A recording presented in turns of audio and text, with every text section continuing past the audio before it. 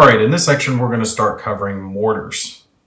Mortars are going to fire in a way that's very similar to what we've talked about before, as in conducting HE or AP attacks, although you can tell by this 81 millimeter counter that I have sitting here that they only have an HE attack. However, their HE attack can affect hard targets. They're one of the few that it can actually do so. Now, when mortars fire, they're going to fire at a hex, not a specific unit. So all units that are in the hex will be affected by the attack that the mortar conducts. Mortars can also take and conduct attacks in their line of sight, or they can be called in by an HQ or a recon unit to conduct indirect attacks out of their line of sight.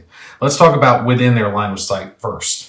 Taking as our example here of this 81 millimeter mortar, let's say it's firing at this infantry. You're going to conduct the attack very similar to what we've talked about previously.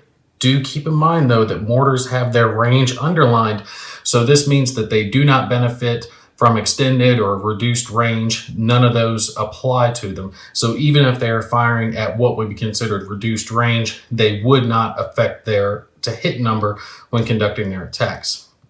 Now, let's say this 81 millimeter wants to fire at this Russian infantry. We can see their firepower is 2 and their to hit number is a 5.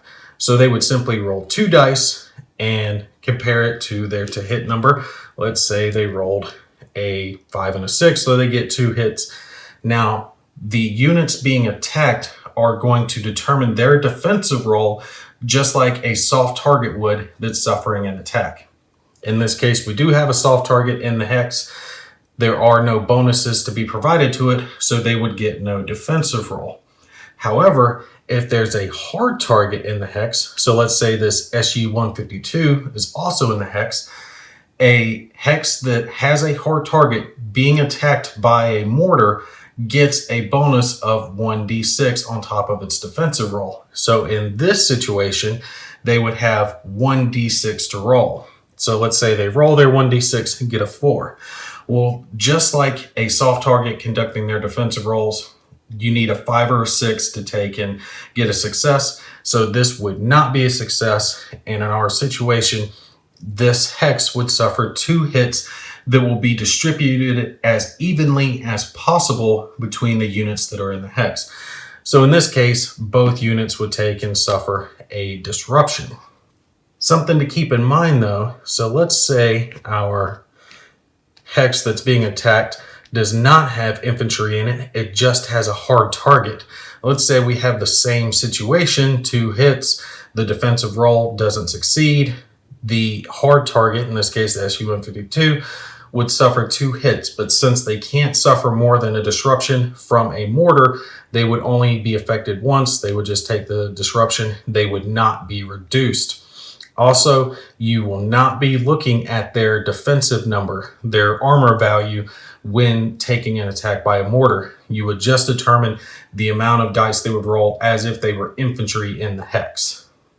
But a single hard target would still get the 1d6 for being a hard target in a mortar targeted hex.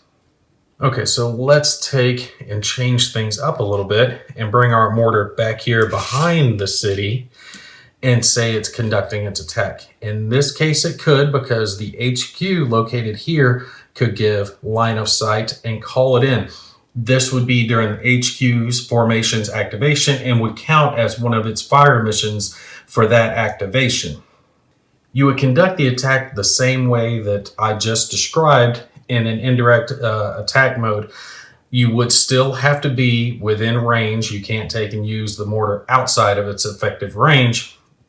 And once it was completed with its attack, it would again be marked with an ops complete. Now, the difference between mortar attacks and an artillery fire mission is that, again, the mortar attack will only affect a single hex. It does not affect the 6 surrounding hexes like a artillery attack would.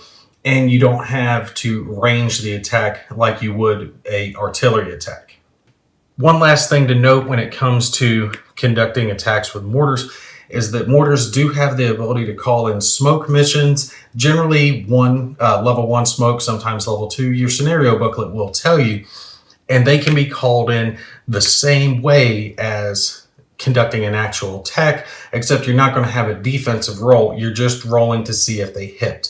So let's say our mortar back here wanted to take and put smoke in one of these hexes, blocking off the SU-152.